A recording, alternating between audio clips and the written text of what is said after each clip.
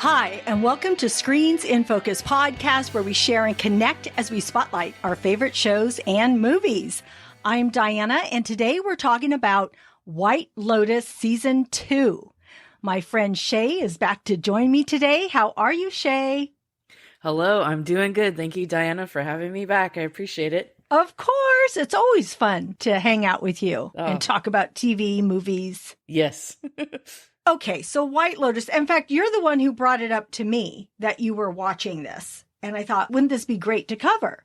And in thinking about White Lotus, the first season was in Hawaii, and the second season, they are in Sicily. So I thought, question of the day would have to do about locations or vacation or something like that, right? So I thought, ooh, what is one of your favorite vacation movies? What's your favorite? Well, I love those National Lampoons. Those are classics. But I also, what popped into my head is Thelma and Louise, because technically Louise calls up Thelma and says, "You still running away with me, going up to that cabin." Their whole trip was supposed to be a little getaway.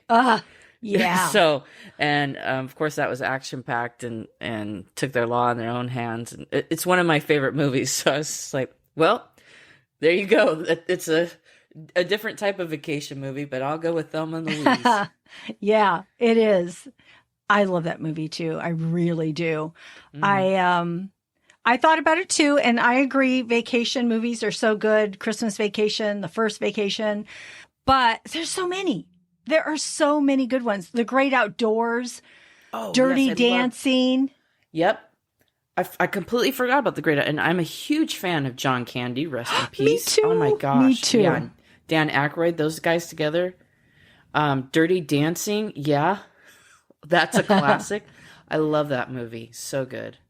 I know. They're so good because it takes you away, right? Either you're going on a road trip or you're going somewhere else and you have this experience. So, but sometimes it does go wrong, right? And that's what we see in a lot of these. But I was going to pick as my favorite one, even though I love all of those. And probably the one I'm going to name is about equal to all of the other ones. But one I really do enjoy is Little Miss Sunshine. Have you seen this movie? Yeah, that's really cute. That's a fun one. Yeah, I just like it. I like it because, and I think I've mentioned it before in a previous podcast episode, but I love it because it has to do with family and how they come together to support one another, even though they're very dysfunctional, but together they work. And I really like that as a storyline. Agreed. Yeah. So all of those movies are great and your movies choices are great. So friends out there, let us know what you think. What is your favorite vacation movie? You can leave us a comment on social media or email at screensinfocus@gmail.com. Would love to hear from you. The links are in our show notes. All right. So White Lotus. This was created by Mike White, an anthology series. Before White Lotus, he was known for writing School of Rock and episodes. I don't know if it's the whole Freaks and Geeks, but I know he wrote some episodes for them. And I'm not sure his specific role. I just know he was a writer in Enlightenment, which I have not seen. And he was also a cast member on Survivor and The Amazing Race, which is interesting. Cool. Yeah, I didn't know that. That's really cool. Wow. Because I feel like Survivor, his role in Survivor lends itself to White Lotus because you're kind of, I don't know. It's just something about it. Just, the things that you do to survive, right? And that's what I feel happens in White Lotus also. Yeah. So School of Rock, I just love that movie. It is like my favorite music themed comedy. It came out in 2003. I remember taking my sons to see it at the movie theaters. I thought it was so much fun because it was all this music, all this rock music in this film. It was perfectly cast and brilliantly played by Jack Black. It's just such a good film. If anyone hasn't seen this, please go watch it. And Shay, I think you had mentioned you hadn't seen this yet. No, and it's on my list. And sidebar, not to go way back, but Summer Vacation would be another one on my list, another John Candy movie. Yes. It just popped in my head.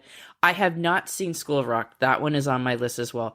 But a quick little thing too, Jack Black. I was in Las Vegas in December of 2018, for New Year's, going into 2019, and I went and saw David Copperfield, who I'd wanted to see since I was a kid, and I was staying at the MGM, and that's where he was performing.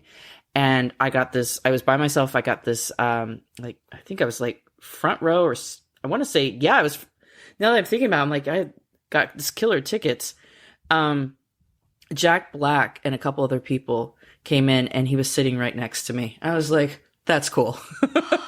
Nice guy. That's so cool. I didn't get to see yet School of Rock, but I am really digging Mike White, and I actually had saw Jennifer Coolidge, who I'm a huge fan of. I've been a fan of hers since like Seinfeld, when she guest starred on that. But when her acceptance speech, and she brought Mike White to tears, I was just like, oh man, she's so cool. But Freaks and Geeks was an amazing show. That's another one I'd like to revisit and watch. It definitely can relate. I'm a little oddball. I played sports, but I was also a theater nerd. So the times being in school, but I know. And then the 80s, 70s into the 80s, that was just such a great show. But yeah, School of Rock, I definitely have to check out. You must. You need to move that up to the top of your list. I think you'll just have a really good time watching it. It's so good. I saw Freaks and Geeks later, like not that long ago. A few years ago. I didn't watch it back when it was released, and I just loved it. It was fun. I like watching that, right? Like you said, revisiting high school and middle school and just the characters. I think when something is perfectly cast, it just works. And the writing. I had no idea that he wrote that at the time. I didn't know that. So neither did I. Yeah. He's done a lot of great work. And so now that makes me want to go back and watch Enlightenment, which was only a few years ago that he did with Laura Dern. So she's the star in that, I believe. So I think we're going to have to go check that out. Yeah. Another talented actor. So let's get into White Lotus. It's this fictitious vacation resort with guests and employees behaving badly over the span of a week. And so the first season, as I mentioned earlier, was in Hawaii. And now in season 2, we're in Sicily. And so I want to know, what did you think of season 1 and the show in general? Like, what made you tune in for season 2? I really dug season 1 and couldn't wait for season 2. I when I saw that they were going to have that, awesome. The writing, the actors, it really pushes things. It pushes the envelope. It's murder mysteries. There's always some really great themes and foreshadowing of, oh, someone's dead. Who is it? How did it happen? I'm like, you got me. And then in season 1, Murray Bartlett, there was a lot of wonderful actors. Jennifer Coolidge, like I said, huge fan. So to see her as like one of the main characters in season 2 was amazing. But Murray Bartlett is such a talented actor. And he is also in that, which I'll talk about later, but Welcome to Chippendales. And he does an amazing job. And I got to work with him on the set of Looking in several different episodes. I did some background work. I auditioned for one role, but didn't get it. But that's okay. That's another story. But I had a lot of fun on that set. And definitely him and a lot of the other actors are just very gracious and incredibly talented. But what I love about season 2 is everything very complex. After seeing season 1, I'm like, let's see what they do next. It's like, it's incredibly well written. What a brilliant mind, and to write for so many different characters, and they all have so much depth. Yeah, and just it makes me emotional when I think about it. I'm like, wow, these people are doing their job. Wow, I don't like you. Well, you're this. You know what I mean? Yes. It's just like, oh my God, I've known some women like you. It's like, I've known some dudes like you. And then, of course, then there's some of those people, even when I don't really care for them, I'm like rooting for them in a weird way too. Cause it's like, exactly. Oh man, they've got trauma and they've got a lot of baggage, and I I just want them to fight their demons and have a good life. But yeah, sorry, long-winded answer to that. But I love White that. Lotus. No, it's so true. I totally agree with you. It's written so well. The characters have so many facets. I was thinking about Valentina and her role, which we'll get into. There's just a lot of depth in these people. So it's just, done really well. But I like it because it's unpredictable. That's what keeps you coming back, because you don't know what anyone is going to do. And did I know whose body was going to be floating at the, Nope. at the beginning and then again at the end? No, I didn't. I kept guessing. Oh, it must be this person. It must be that person. So Same. I think that's what sort of the draw is. And also to see these people, they are wealthy people. And like you had mentioned, you don't always like them, or they rub you the wrong way, or they come off one way or the other. And you think, man, is that how these people act? And maybe it makes us feel a little bit better if we're not wealthy. Yeah. So let's go ahead and dig into season 2. And we'll go ahead and start with episode 1 and talk a little bit about that, because it kind of sets up the season. And then we'll talk about the characters and what we thought about them. And then we'll head into the finale and discuss that. So with episode 1, we see a flashback of a dead body, and then it pops you back into the current time where we meet the staff and the guests as they arrive.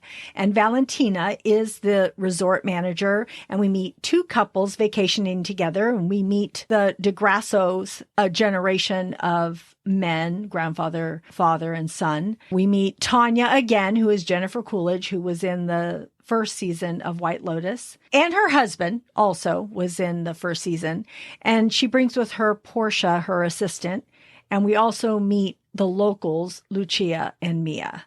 Tell me, what did you think of the first episode? Well, I was really digging on Valentina too. Even though she's fiery, I liked it. She's a boss, but she's got a good heart. I mean, as it goes throughout the thing, it's like she's got a lot, all the characters are so specific. It was really fun just to watch all of it in episode 1. It's like, yeah, why would you not stop? You got to keep going. So much going on in such a little time frame. Like I think it's an hour episode, and it's. Oh, like, yeah. I want to know more. I want to. These are the ones where the binging starts. But yeah, there's the foreshadowing, the death of a beloved character, and coming on this. They're arriving on the ocean. These rich people, and I'm not knocking rich people, because there's a lot of people who are like humble and very giving, and exactly, money's whatever it is, right? But I've personally never had a boat take me to a resort, but I was like, I was like, wow, this looks fun. But this whole murder mystery, it's intriguing. And there's, the people, like we said, that we don't like. And then there's the rich working against the working class, kind of like, well, I need you for something. I'm like, well, you don't know what it's like to be a working class. And some people do know what it's like. Doesn't matter to me what you do for a living, as long as you treat yourself and others with respect. There's some people who have money who are super cool and chill and respect the people who are working class. And then there's others who are kind of shitting on them. Like, Right. like even Tanya, it's like, hey, I need you for something. Yes. Come on, Portia. You know what I mean? It's like, I need to get laid. Now get the hell out of here.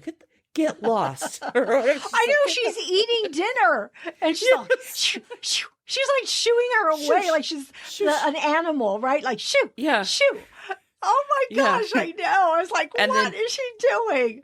Her husband, Poor Greg, girl. is just like, what is she doing here? It's like, it's a resort. And even Tanya's like, it's not like we're sleeping in the same bed together. I can't do Jennifer Coolidge, but my wife does a great impression, and in a very respectful way, because I love her voice. It's just like, Jennifer Coolidge is just top notch over. I can't get enough of her. But yeah, it grabs you right away, and you want to know more about each character, and who knows who, like, how are they going to all kind of intertwine, and what's going to happen. And of course there's this floating body in the ocean, after Daphne's like, well, girls, I'm going to go into the ocean and I know. enjoy my last day.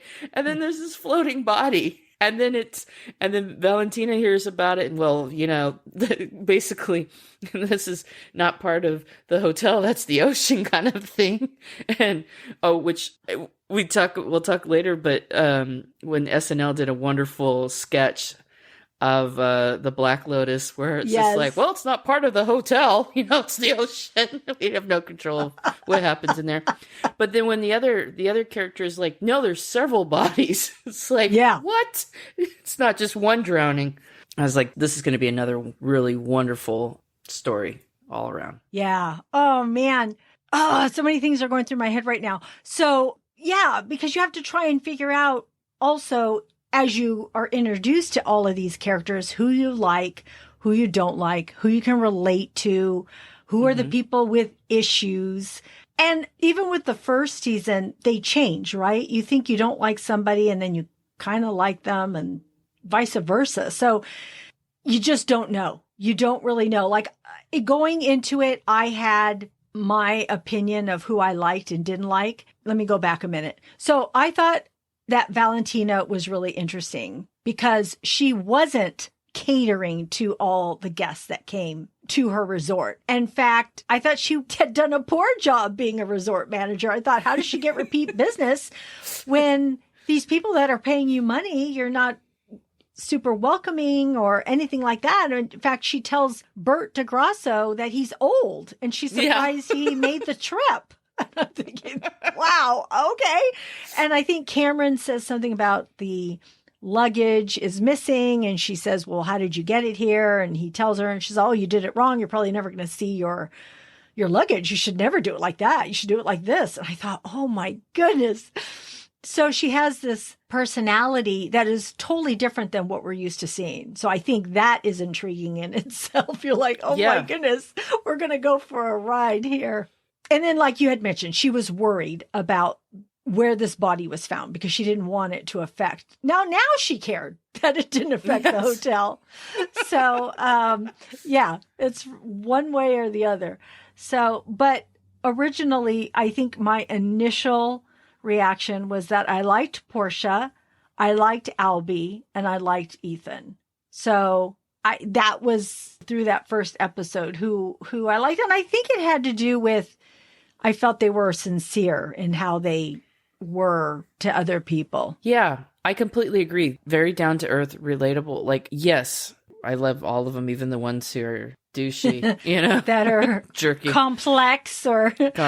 Yeah. Yeah. But yeah, Portia and Albie and Ethan are, wow. Like with Ethan and Harper, I was just like, man, Harper's riding his ass. It's just like, back down. It's like, chill out. Portia's getting, Tanya all over her. Get out of here. You can't eat here. It's like, what are you doing? I know. And then Albie having to deal with his grandpa, who's just like, he's a flirt, but it's just like, well, you're also being disrespectful to these ladies, and it's just like, and also dealing with his dad, who's done some shitty stuff, and it's just like he's just trying to be there and just trying to do a family thing. So yeah, but I agree with you on all that. You've talked about some of the characters, but let's dig a little further into them and their relationships with the other characters in the show. So we started to talk about Valentina. What do you think about her? Yeah, she was rude. And I know a lot of times it's sometimes like it's, depending on where you live and stuff, it's like some people are like, they don't even know they're being rude, but it's like an American would take it as rude. I'm like, well, actually, Americans are ruder. It's just like Europeans pretty chill and laid back. But yeah, she was making me laugh the way she was talking to, which character was it? Really great actor. The people that work at the resort are great actors too. Even if I haven't seen them in other things. Yeah. I was just like, wow, who are you? Like, these people are really very talented artists. But how she she is this like demanding, like, even that's a small tray. Why do you have such a small tray for the champagne, and everything? And then she's like riding that one guy. She rides him the whole time. And later on we find out, that he's in a relationship with the girl that she started. Oh, Rocco. Yes. Rocco, that's it. Yeah, that dude. Yeah. Him and who was the other one? His Isabella? Girlfriend? Yeah, Isabella. There we go. Yeah. Yeah, Isabella. I mean, she's a little sweetheart, right? And, they actually work really hard, but, they talk and they do their thing, but she is just on it. But yeah, who stood out first was definitely Valentina. She came in with a strong presence. Harper and Ethan, I was like, what's going on here? And then Cameron and Daphne, and like, man, he's playing douchey really good. Like, good look. Cameron? Yeah. I mean, everyone's like very good looking and, super talented and doing their thing. But I was just like, wow. I was like, what's really going on underneath all this? Because it's not always how, even in real life, like people who are always like, they look like they're so happy and so in love. I'm like, sometimes what's really underneath it all, right? Yeah. Because it never is what it appears to be. I thought, Mia and Lucia, really interesting too. I mean, they're like definitely trying to hustle, and I appreciate that, and trying to get somewhere further. Like, she wants to go to LA, the other one wants to be a singer. But they, I guess in the way they all stood out to me, I think they all were very, very intriguing, and definitely so much going on underneath. And I'm like, wow, I want to know more. And sometimes too, when you're acting too, you do have like secrets or whatever, but the audience never knows, and it's never written in the script. But you as a actor, create those in your imagination in this world. And so sometimes it's there. You can see something else going on, but you don't always know, I thought they were all doing such a great job at that. Yeah, they did. Oh, man. Okay, so let me go back to Valentina. When she was first introduced, I'm like, I don't know if I like this woman. But it wasn't until we started to see more of her, probably midway for me. It took me midway to learn more about her. And it's interesting. I think it was because I only saw how she was treating the other people, and I didn't like that.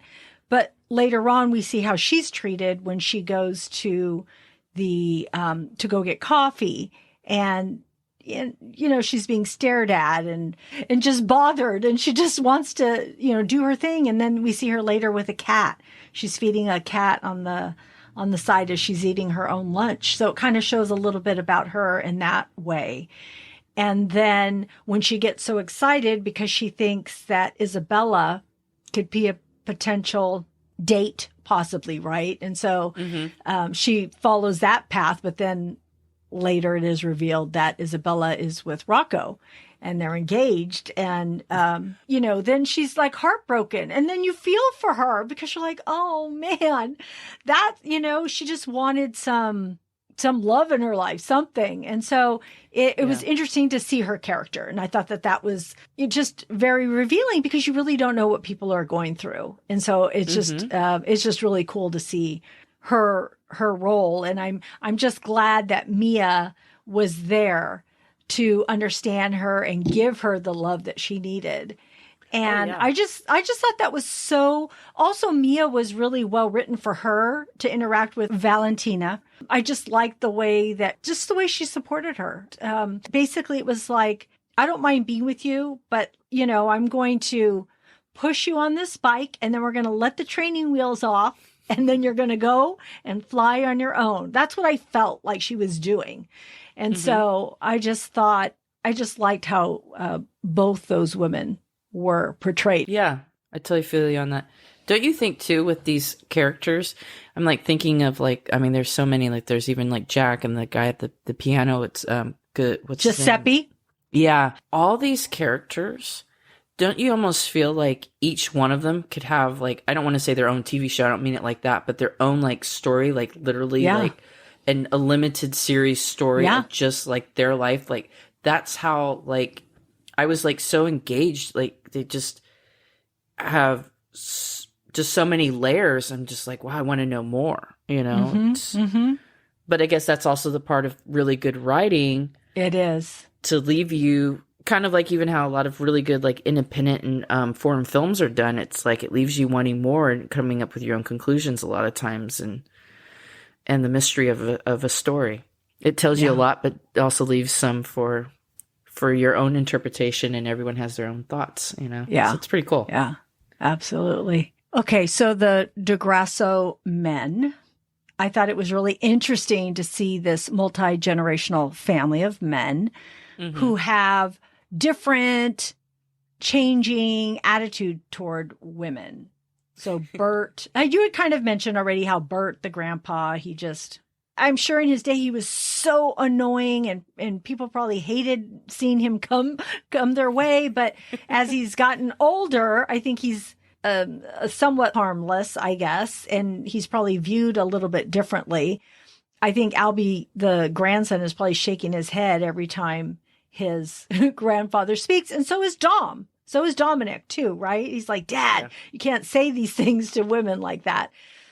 But Dominic has his own issues, right? Because he's cheated on his wife, I'm sure, multiple times. And I don't know if they actually said it or he said it, that he has like a sex addiction. Yeah. Yeah. There was times too, moments where, and I don't want to say like I'm favoring that, you know, or anything of cheating or whatever, but where I felt bad for him in the sense of, it's also Michael doing a great job with his acting too. It's just like, because you sometimes are rooting for even sometimes the people you wouldn't necessarily like as a person or be friends with, but he's got, I don't want to say a sickness. I don't want to disrespect anyone, but it's like, he's got a struggle, and I think he really does love his wife and loves his family. And it's heartbreaking in a way. It's just like, he's trying to do the right thing. And then, but he's not, 'cause I think, does it when Homegirl first comes to his door, he was like, not tonight, or was that another night? I was trying to remember, like, that was another night. I think it was after Albie tells him something.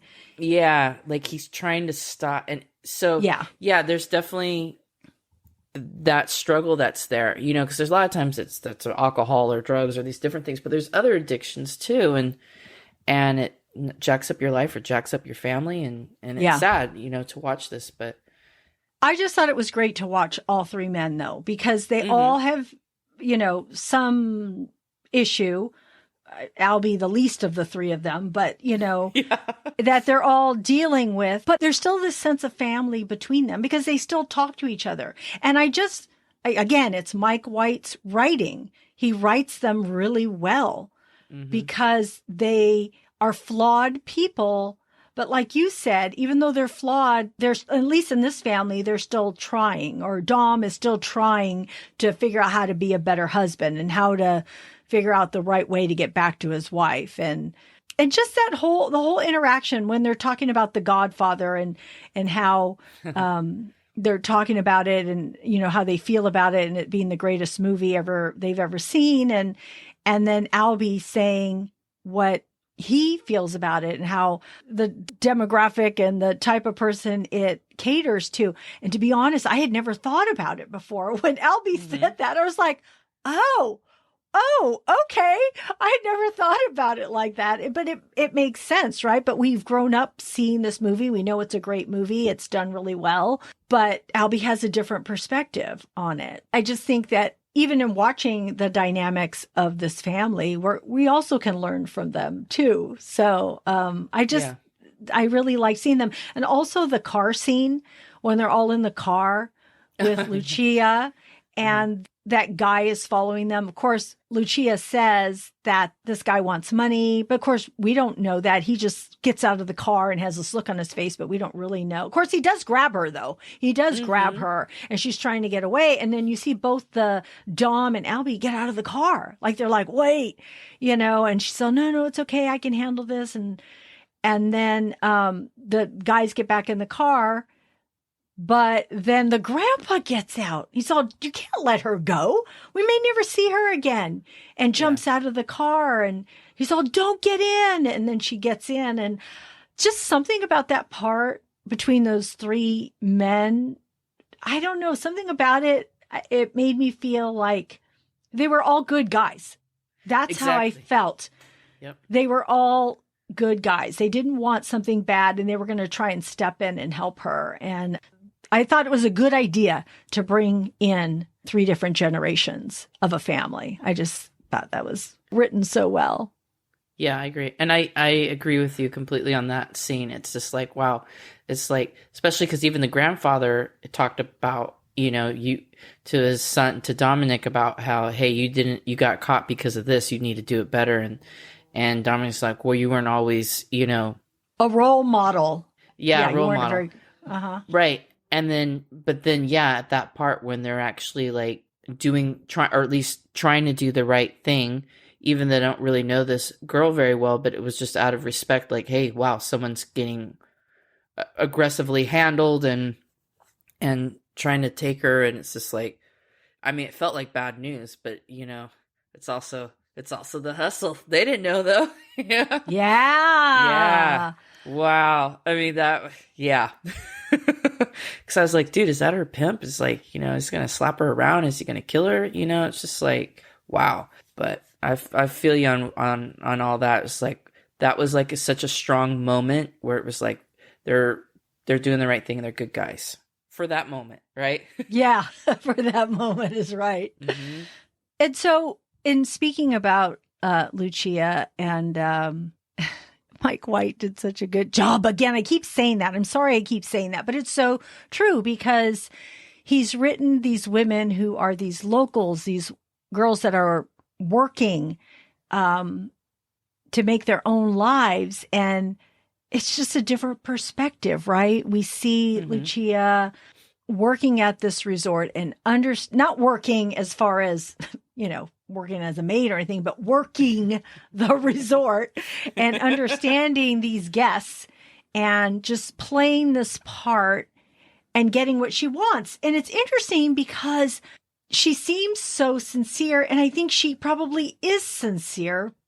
I don't know, because she's a different type of person than what we are used to seeing. I think in a way we would see her pretending to be one way and actually being another, but maybe she's all wrapped into one person, right? Maybe she really is a person who cares for Albie, but is also going to take his money because that's what she wants and that's what she needs and that's what she's working towards. So, and also Mia wanting to be the singer and how she befriends the piano player and then is allowed to, he allows her to sing or lets her sit in on the piano. And of course, she sounds really good.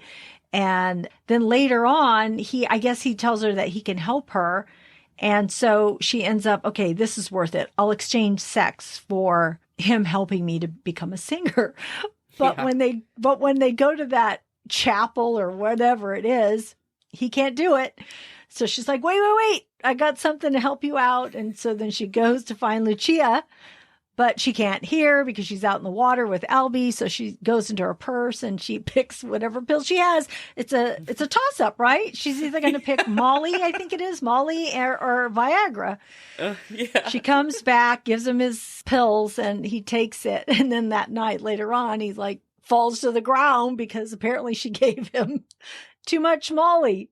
And so, and so then she's able to take his space at the table and able to sing, which actually Bert, I think, encourages her to do that too, the grandpa.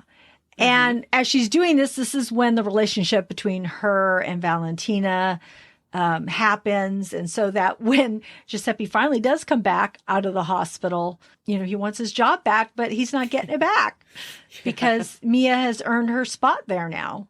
So I just think that highlighting these people, again, that could have been throwaway characters, right? They could have just came in. Oh, those are the sex workers. They're going into the room. Now they're going back out. And that's it. That's all you know. But no, we know so much more, which makes the characters that much richer, which makes us watching them so much better because then we're so invested in the story and the characters. Well said. Well said. Dit to the yo. I completely agree on all of that. And then the two couples, Ethan, Cameron, and Daphne. And you were saying this earlier that sometimes people just look happy and maybe they're not. It's so interesting because they're all giddy and Harper rolls her eyes at them because she thinks they're superficial. They don't watch the news. They haven't voted. But as the season goes on, we learn that Daphne learns to adapt and accept and take her own power back and not be the victim and handle things the way to make herself feel better. And so to do the things that she wants to do because she actually knows Cameron and what he does and what he's capable of and the type of person that he is. And so, it is slowly revealed. And so Daphne, oh my gosh, I think for me, that was the biggest revelation learning about her. What did you think of these couples?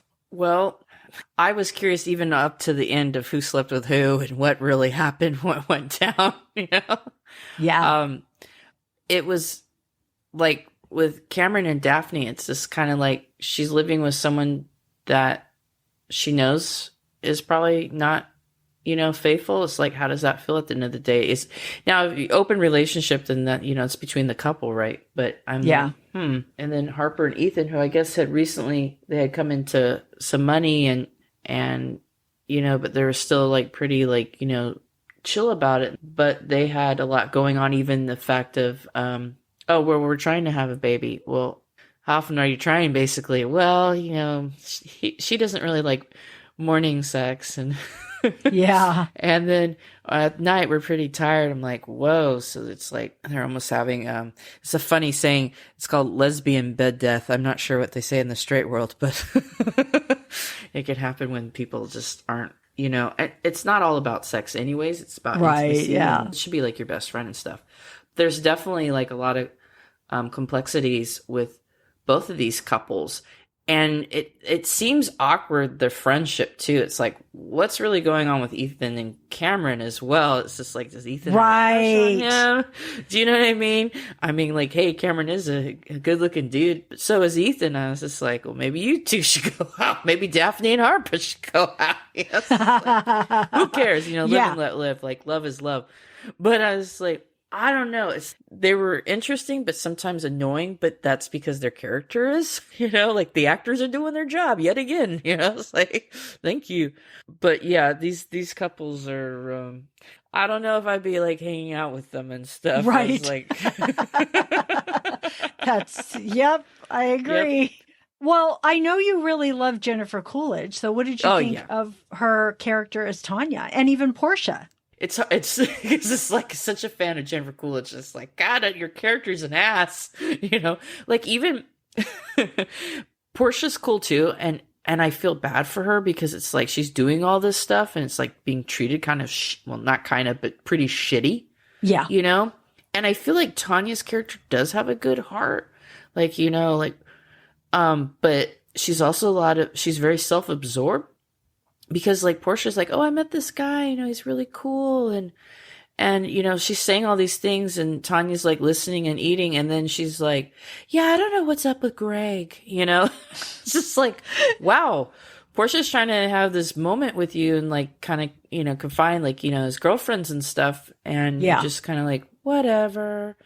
But yeah, Tanya's character. That sounded like her. Yeah. Oh, did it a little bit? Okay, yeah, it did a little bit. Yeah. Okay. I could do mannerisms of a lot of like actors or characters that they portray, but I can't always do their voice. But if I practice enough, maybe. But yeah. Anyways, Tanya is.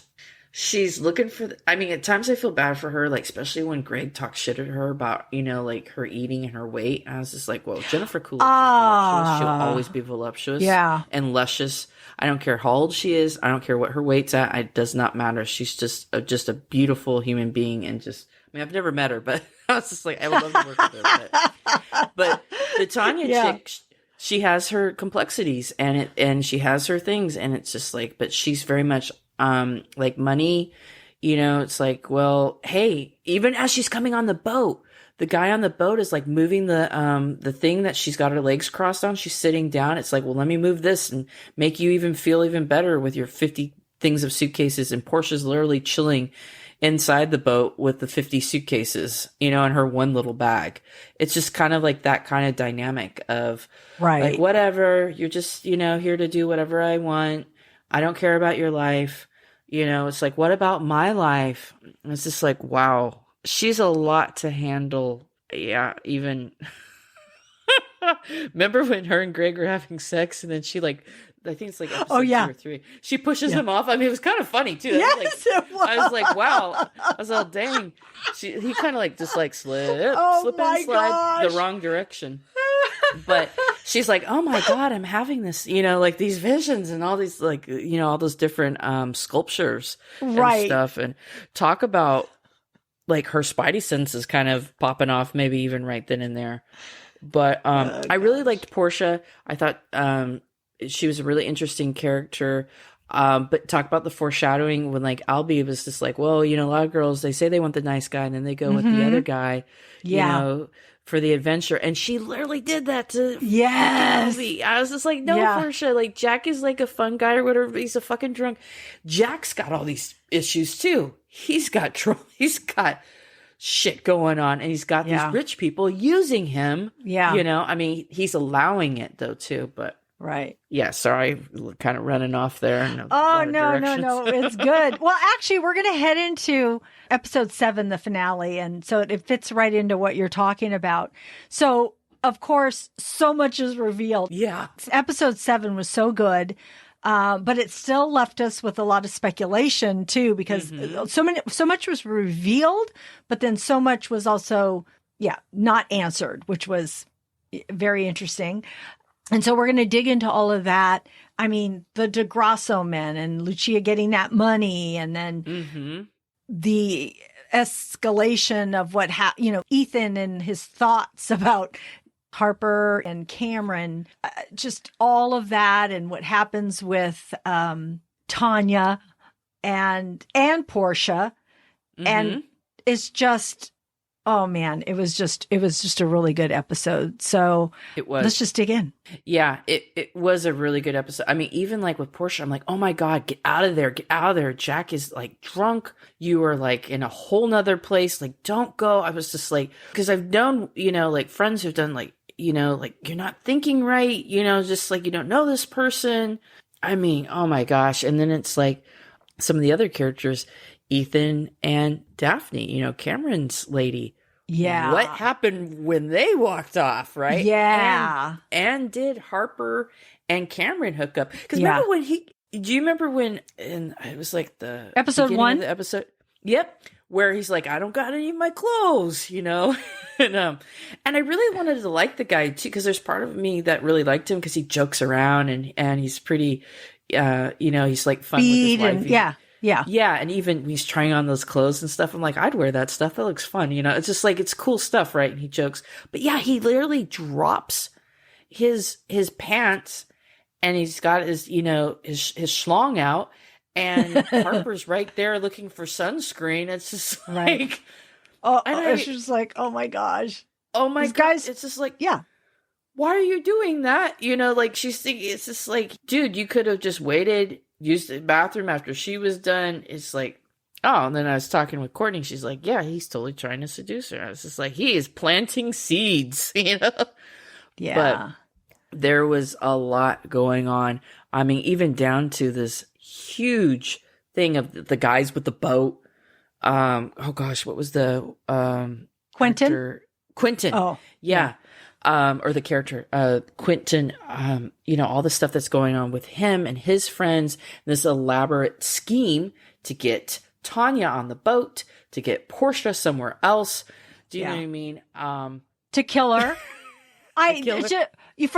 For Tanya and Portia to figure it out over the phone together. Yeah. I loved that moment, how they kept adding, pieces together because Portia tells her, well, he's really drunk. And he said that they're, they don't have money, but they're going to, find their way into money. And then she remembers that she saw a picture that looked like Greg on Quentin's table. And she starts to put that together. And she tells her, oh man, the prenup, if I divorce him, he doesn't get anything. But if I die, he could get all my money. And and then how everything was just leading up to it and how Jack was keeping Portia away and how she not lost her phone. Her phone was stolen and she couldn't find it. It was just scary for both of them. And to see that moment, I don't know if we want to go into it right now or not. Should we just go for it, I guess? Let's just go for it, yeah. Yeah, the moment where she knows it's coming. Tanya knows it's coming because that Nikolai, or I'm not sure if that was his name or not, comes on the little boat and she knows he always carries a gun in that bag. And she sees him with the bag and gets off the boat and puts it to the side. So she knows she's going to have to get to that bag at some point. And so she excuses herself saying she's going to go to the bathroom, and she grabs the bag and goes into the stateroom, and then they're all banging on the door. And I felt so bad for her though. When I watched it the second time, which was just last night, I just felt so bad for her because she's crying and she's fumbling. And I'm thinking, oh my gosh, what a panic she was in and how realistic that felt. Yeah.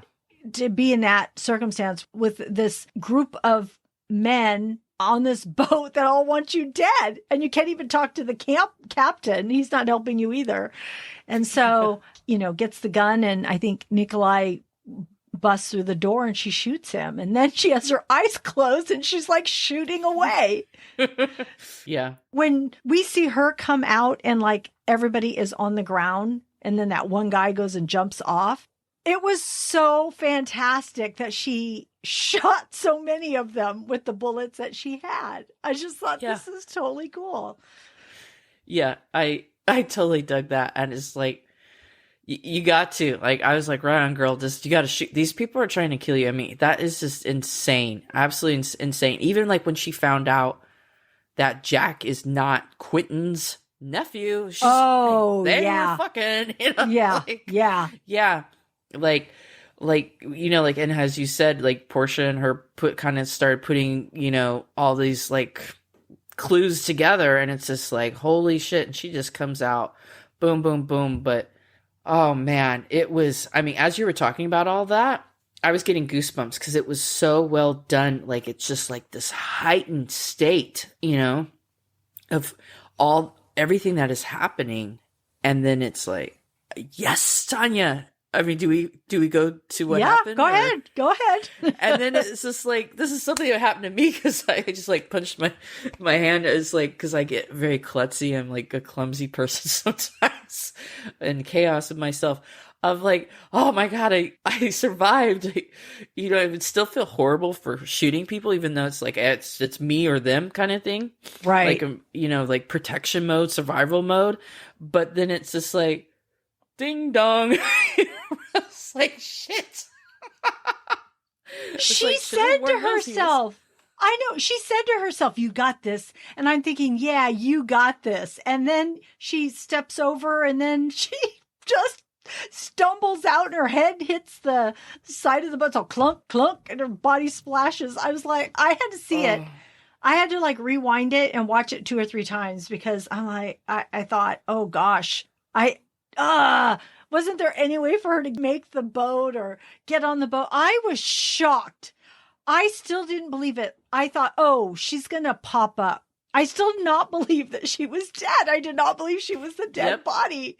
I kept thinking, no, she cannot be dead. She cannot have survived all this and still be dead.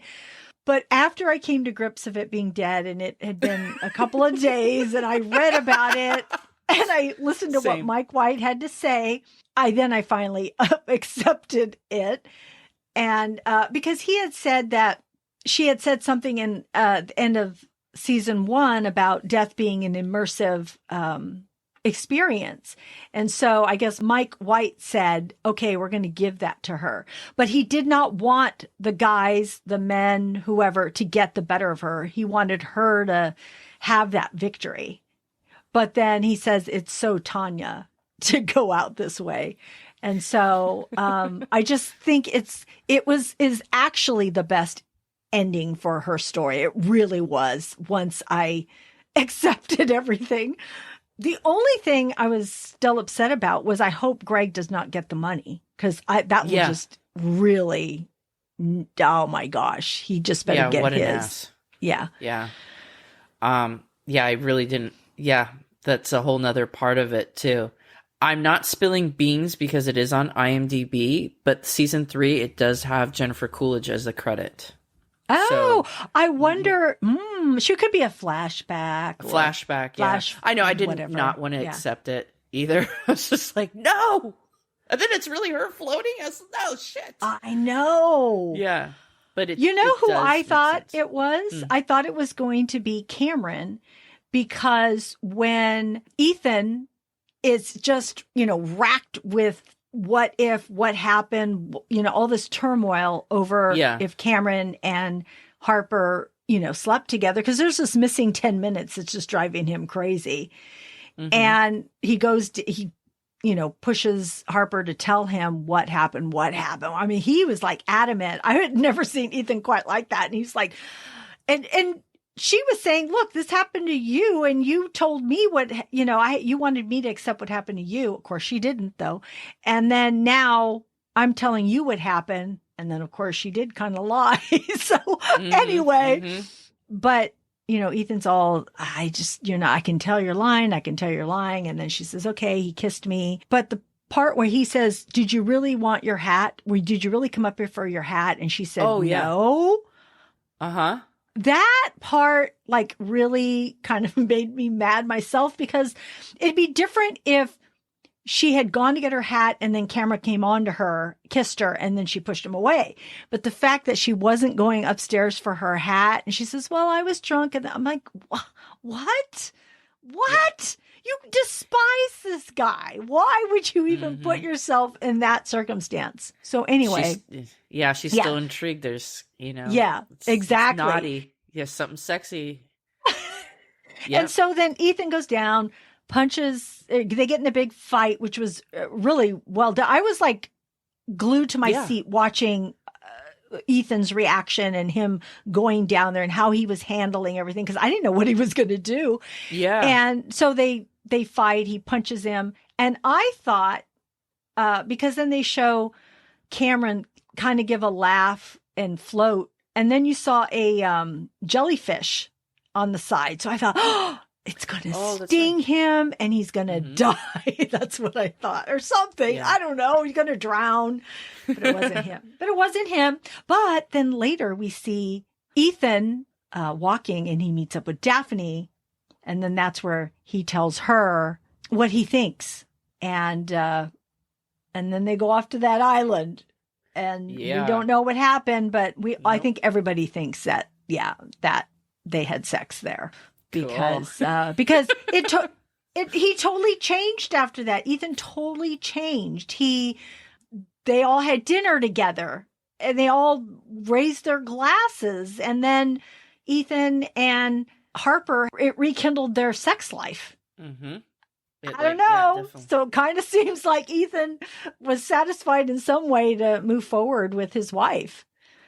Yeah. So to each their own. It's like whatever spice y'all need, But I did dig the fight scene. I thought was done really well in the water. I mean, especially doing something like that in water, Yeah. But oh man, so much. Wow.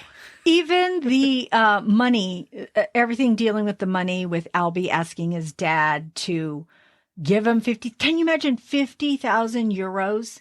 Dad, give me 50,000 euros. And he's all, 50,000 euros. He's all, yeah, it's nothing to you, Dad. Just give it to me. Just give it to me. I'm like, really? Yeah. Wow. And so he does give it to him because Albie will talk to the mom and put in a good word for him. And Albie thinks he's karmic payment. That's what he calls it. A karmic payment. And so Albie gives Lucia the money, and Lucia's like, yay! Win for me. I know, and you had talked about it earlier too. I wondered, I'm like, was there a part of her that felt bad about that? Was there a part of her that really did like Albie, but just knew, like, did she just know like she's not the right person for him, that he deserves someone else, like someone better, not to knock her, that she's, not good enough. I don't mean it that way, but there's that sad moment, but then it's also that moment too of that she's just looking out for herself and it doesn't matter. Yeah. I in my mind, I think that she cared about him because he was a nice guy. He is a nice guy, Yeah. So I think she liked him. She probably wasn't in love with him, but she liked him. I think she, who's to say what happens in season 3? Although I don't know if there's going to be that many returning characters, but maybe. Yeah, who knows? We'll see. Yeah. But it was just, I just thought it was a really good season finale. It was, yeah. It was well done. We are at our segment and the award goes to. So I want to know, what was your favorite quote, character, or moment? Tanya shooting. Just this badass she's such a lady, very feminine, and it's just like bam, bam, bam, bam. Just like it was good.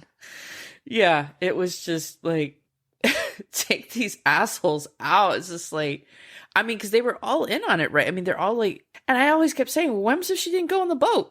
I know. I know. Well, Quentin had it dialed in. In fact, out of everybody, he was the one that, to me, he was besides Greg, but he was like the ultimate villain, really, because I just feel like he just was the one that was telling her all these things and the way he did it. And I was like, oh, man. And when he was saying it, like the second time around when I was watching it, and every time he would say something, I'm like, oh my God, you're doing this with the intention that you're going to kill her every single time.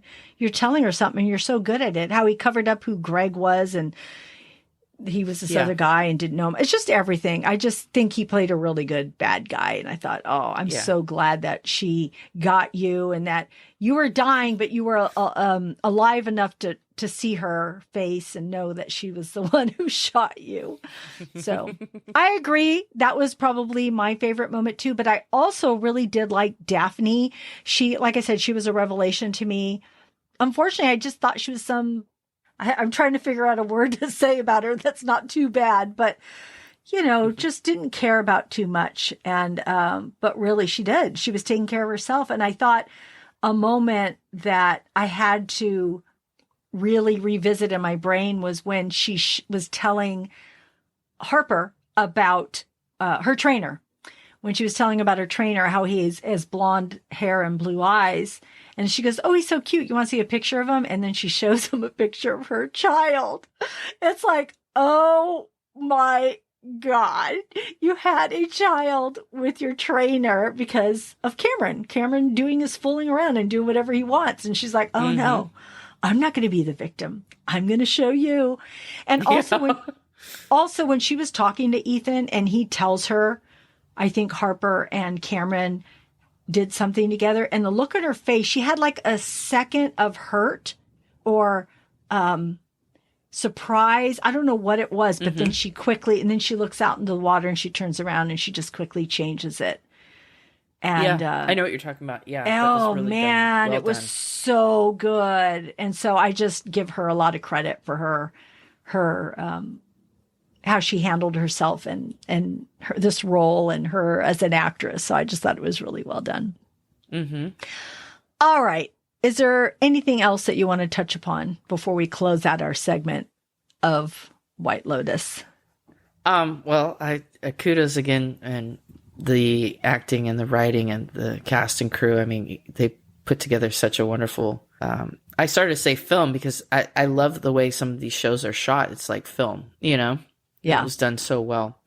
But a little side thing, if you go to IMDb and go to the trivia, the character of Abby, Dominic's estranged wife, whom speaks on the phone. Because I remember when I was listening to this, I was like, wow, who is this on the other end of this conversation playing his wife as she's doing an amazing job and we don't even see her. It's just her voice, but you can hear the hurt. The love, the sadness, the rage, so many things going on just in the voice. 'Cause a lot of times when we're watching, actors perform, it's like you're looking at their eyes and seeing, what else is going on. It's not just what they're saying, but this person had to really make it pop off, but still be in a very grounded, connected scene and truthful to the imaginary circumstances was the Miss Brilliant Laura Dern. was on the phone. She was the one that voiced it, which you had found out as well. Yeah. Such a great job. I mean, so many people, like a lot of these actors who, I want to learn more about them, you know, even like Sabrina who played Valentina. Like there's just so many talented people. I was like, wow. And I've been to Italy and I love it there and I love the people. I love the culture. So shout out to the folks in Italy. Right on. Yeah. I've been to Italy too. And Nice. It was an amazing time and I absolutely loved it too. And just, incredible people, food. It's just everything. I want to go just back. Amazing. Yes. Yeah. It'd be awesome. Want a little villa somewhere. I know, right? Totally dig it. So pretty. We didn't even talk about any of that, but yes, it was shot beautifully. There were so many things that we saw that were just so beautiful, the landscape and everything. We didn't talk too much about Portia, but all I really wanted to say about her was when she was with Jack and she started to see his true colors, I thought that became very scary. I thought to myself, oh my gosh, you know, he could kill her. He could do anything he wants with her. And here she thought he was just this fun, vacationing guy that she was attracted to. And he ended up, oh my gosh, just the complete opposite. Like I was scared for her and I didn't like him anymore. I'm like, no, you know, get away from him. This is terrible. And yes, you should have picked Albie. And so it was kind of cool at the very end how those are the two people at the airport that meet up and that's right. And they find out a little more about what happened because Albie tells her, oh, she says, where's your grandpa and your dad? They're over there. And then he says, oh, where's your boss? And she goes, I don't know. She's just not answering her phone. He says, oh, somebody died on the beach. And then they found a bunch of bodies. It's like, oh my gosh. So, but then they exchanged numbers, which was kind of a good way to end the whole thing. So yeah, I'm looking forward to Season 3, Mike White said that Season 1 was about money. Season 2 is about sex. And Season 3 will be about death, Eastern religion, and spirituality. So cool. It'll be fun to tune into that. Yeah, most definitely. All right, Shay, thank you for the conversation on White Lotus. But I would also like to know if you have any TV or movie recommendations. I have a couple.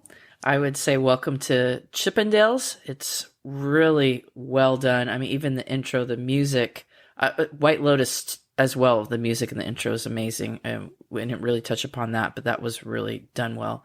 But even if that's not your jam, you're not really into the whole Chippendale thing, it's really interesting. It's, oh my God, the acting is phenomenal. It's based on a true story? It is based on a true story. That is on Hulu. And then the other one is the L Word Generation Q, which is on Showtime. That's another really good time show. Good acting. Done really well. One of my favorite scenes is actually the little musical that they do. But I don't want to ruin it for anyone if they haven't seen it. So definitely check out both of those. Completely two different types of shows, but it's both done really well. Awesome.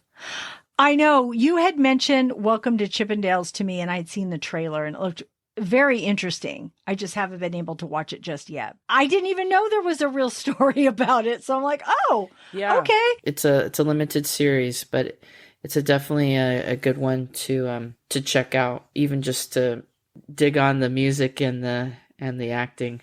How many episodes are there? Do you know? 8 episodes. Okay. Yeah.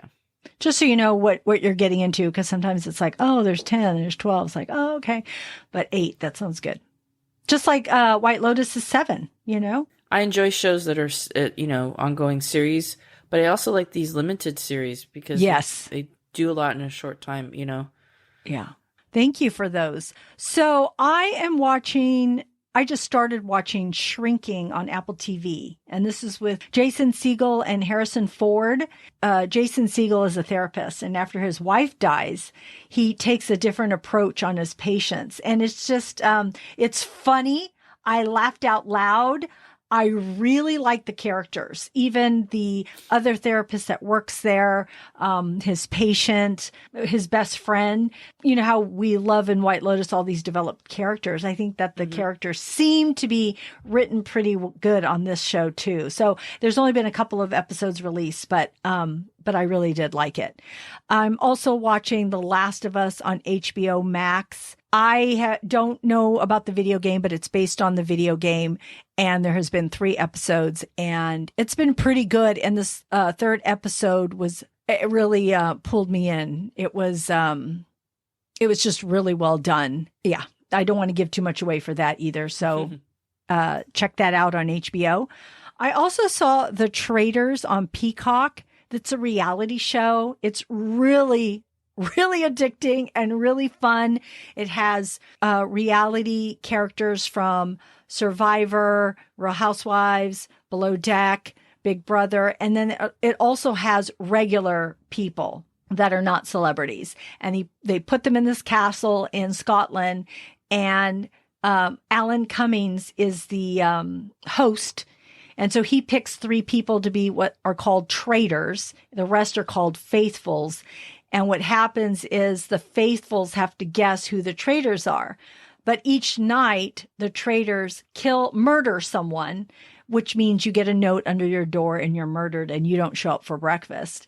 And so it's so interesting because what happens is if there's just one inkling that somebody thinks you're a traitor, like everybody jumps on it. It's so interesting how one little thing, you could do one slight little thing and you're a faithful. You're not even a traitor, but it looks wrong to everybody else and everybody jumps on it. And then you get defensive and it makes it look more like you're the traitor. So it's just kind of interesting to see how that works, right? How people assume things and how people trust other people and don't trust others. So it's very interesting. So I would say check that out on Peacock. It's really a fun watch. I did also watch with the Oscars coming up. I did watch Banshees of Inisherin, and I don't know if I'm saying it correctly, but it's on HBO Max. It has 9 Oscar nominations, Colin Farrell and Brendan Gleeson. It's about a lifelong friendship, and then it's based in 1923. And it's these 2 men who have a lifelong friendship, and one of them decides to end it because in a way, he feels the other one was holding him back and he wants to make something of his life. But the other one doesn't understand why he's being discarded. And so it goes on from there. But it's pretty good. It's very good. I can see why it got 9 nominations. So I would say check that out. And I also saw Violent Night on Peacock. And Dave Harbour, who's in Stranger Things, plays Santa Claus. But it's like Santa Claus like you have never seen him before. It's really violent, but it's really entertaining. I really liked it. It's not what you expect from Santa Claus. Or a movie filmed on Christmas Eve. So yeah. I would say check that out. Have you seen any of those? No, that last one said this. Yeah, I want to see it. John Leguizamo is in it too. Yes, Another person I got to meet. He's an awesome guy for a book signing. But yeah, those are on my list, my endless list of entertainment things you need to watch. Yeah, so good. Thank you, Shay. I so appreciate you being able to break down White Lotus with me today. It's just, I love getting your perspective and your insights. It's just been great. Thank you. Thank you. It was a lot of fun. I appreciate it. All right. That's our show. Thanks for tuning in. We are grateful you tuned in, and we hope something that we said today resonated with you, gave you a chuckle, some happiness, some positivity, or inspiration. Please go to screensinfocus.com and subscribe to our website and stay up to date, and tell a friend. We would love more members of our TV club. You can also check out our blog for TV and movie recommendations. Next show will be on The Walking Dead Roundup. Yes, I know The Walking Dead has finished, but we are revisiting it. You know, it is my favorite show.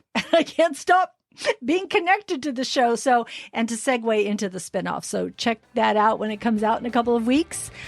Otherwise, you can find our website listed in our show notes, and we'll see you next time. Bye-bye. Bye.